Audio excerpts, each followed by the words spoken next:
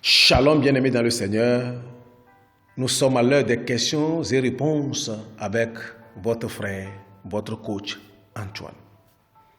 Bien-aimés dans le Seigneur, sans plus tarder, voici la toute première question. Une question qui nous a été envoyée par une dame. Bonjour coach, que le Seigneur vous bénisse. Coach, tes réponses me font du bien. Coach, j'ai péché contre le Seigneur. Coach, nous volons l'argent dans la caisse de l'église. Nous volons l'argent dans la caisse de l'église. Nous sommes deux à le faire. Coach, je fais partie des quêteuses de notre église. Je ne vais pas donner le nom de l'église. Et à chaque fois que nous passons à la quête, moi et une amie, nous soutirons des sous. Coach, tu as l'habitude de nous dire que tout est permis, mais tout n'honore pas Dieu. Oui, c'est vrai. Coach, je ne veux plus voler. Aidez-moi. Que le Seigneur soit glorifié. Que le Saint-Esprit qui t'a donné la force, qui t'aide à laisser cette mauvaise vie, te fortifie davantage afin que tu puisses quitter cette vie à jamais. Amen. Bien-aimés dans le Seigneur, nous avons tous écouté la question. Il s'agit du vol dans la maison de Dieu. C'est une triste réalité. Que dans la maison de Dieu, on se permet de voler l'argent que nos frères et sœurs cotisent. On se permet de voler l'argent de nos groupes parce que nous sommes le premier responsable. Parce que peut-être je suis le berger, parce que je suis la bergère, parce que je suis le président du groupe musical, je suis président de telle association, parce que je suis membre du conseil paroissial, parce que je suis pasteur, parce que je suis prêtre. Qu'on se permet de créer des situations pour voler l'argent que les gens volent. C'est une malédiction, bien-aimée. Vous savez, moi-même qui suis ici, j'ai vécu des cas pas possibles que je ne peux pas partager, mais c'est dommage qu'on crée des situations pour voler l'argent dans la maison de Dieu. On se permet même de mentir. C'est que celui qui nous empêche de voler, on crée des situations pour l'éloigner et voler. Voilà aussi un cas que notre soeur est en train de vivre. Les quêteuses, c'est vrai, c'est une tentation, mais de grâce. Évitez cette mauvaise pratique. Parce que le vol d'un objet, voler un objet ou voler de l'argent d'une divinité, je pèse le mot, d'une divinité est toujours payé. Quand vous volez cela, vous allez toujours payer. Vous allez payer jusqu'à votre 4e génération. Ne le faites pas. Ma soeur, que le Seigneur te donne la force de l'abandonner totalement. Et je prierai pour ça. Je prierai pour ça. Si vous volez l'argent d'une divinité, la divinité vous poursuit. Et la divinité a le droit légal de vous détruire, de vous nuire. Le prêtre, le pasteur peut vous imposer la main, la divinité aura sa raison d'être, ça va te frapper. Restituer. La seule solution, c'est de restituer la chose volée. Et nous voyons dans notre monde, des gens meurent, bizarrement, des gens meurent, des familles sont totalement détruites à cause des vols. Après, on nous allons dire que Satan est mauvais, et peut-être les fétiches sont... Non, c'est les hommes. C'est les hommes qui sont mauvais. Quand toi, tu voles l'argent de l'église, l'argent de la souffrance des gens dans la maison de Dieu, ce n'est pas du péché, c'est nous-mêmes le problème. Alors, je te donne la solution. La solution, elle est simple. Au-delà de la confession, parce que déjà, ce que tu es en train de nous dire, c'est une confession publique. Tu es en train de faire une confession publique. Est-ce que vous voyez? Moi, je te connais, je connais ton numéro, mais personne ne te connaît, mais c'est une confession publique. Alors que le Seigneur puisse écouter cette confession et que le Seigneur puisse te pardonner. Mais pour que tu puisses rentrer dans le pardon, dans la miséricorde de Dieu, qu'est-ce que tu dois faire, ma soeur? C'est d'aller restituer tout ce que tu as volé. Est-ce que tu connais les montants exacts de ce que tu as volé? Si oui, va restituer. Sinon, réfléchis très bien et vois, pour moi, tu peux avoir une idée quand même.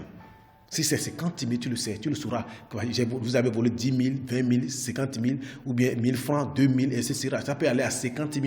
Si tu sais que tu ne connais pas le montant exact, voilà ce que je te conseille. Tu sais qu'à peu près, peut-être que ça ne va pas atteindre 50 000.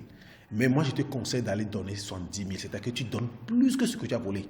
Le surplus, ce n'est que la réparation pour dire, Seigneur, merci de m'avoir donné la force de quitter cette mauvaise vie pour réparer.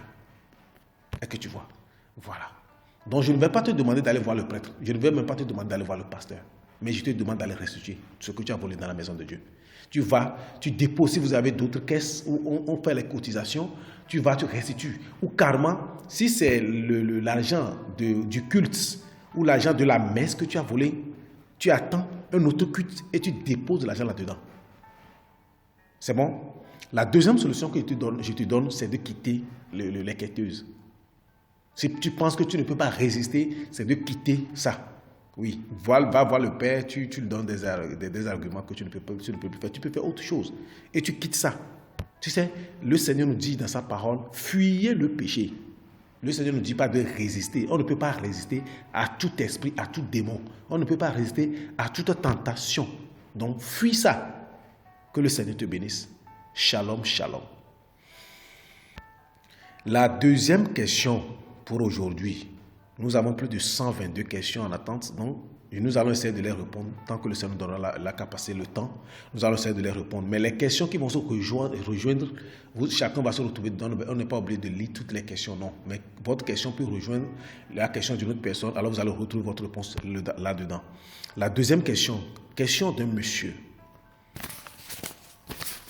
Bonjour coach, que le Seigneur vous fortifie et vous bénisse davantage.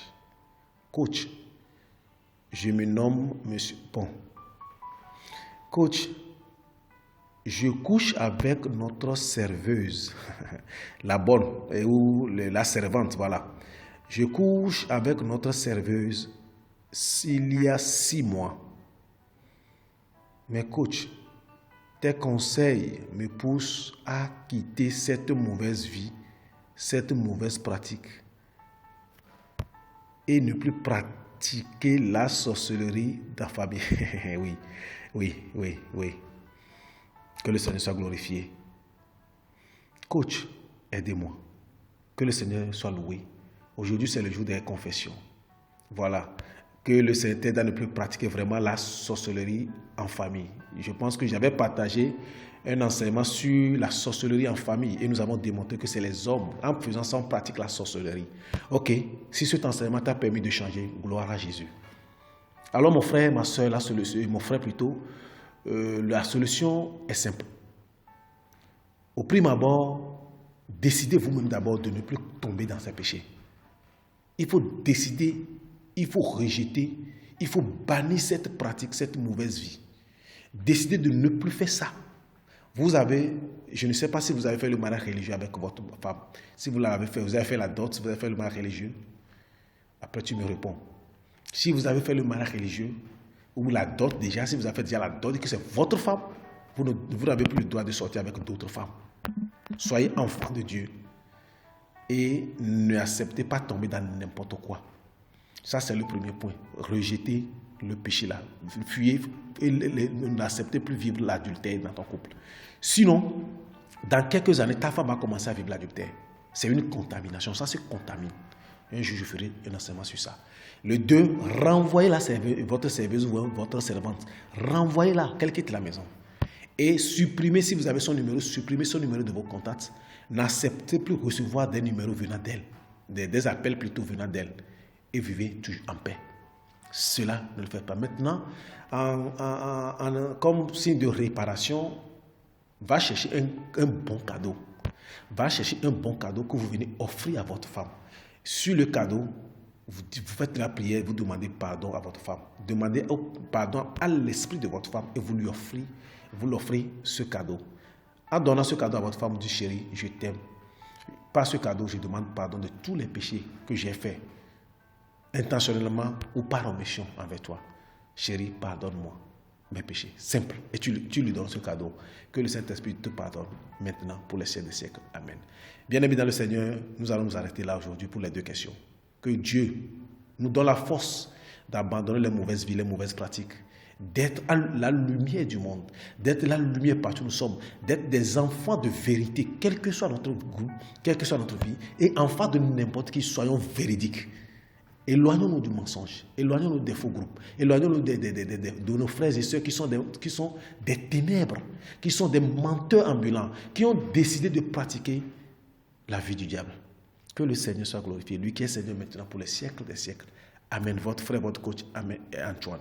Ceux qui veulent nous envoyer des questions, envoyez tout simplement vos questions sur notre numéro WhatsApp, le 228 90 72 59 01. Que le Seigneur soit avec vous. Shalom, shalom, shalom. Ceux qui veulent continuer à suivre nos questions, vous pouvez aller sur YouTube, vous allez trouver, vous mettez Coach Antoine VD et vous allez retrouver des questions que nous avons eu à répondre par le passé. Shalom, shalom, shalom.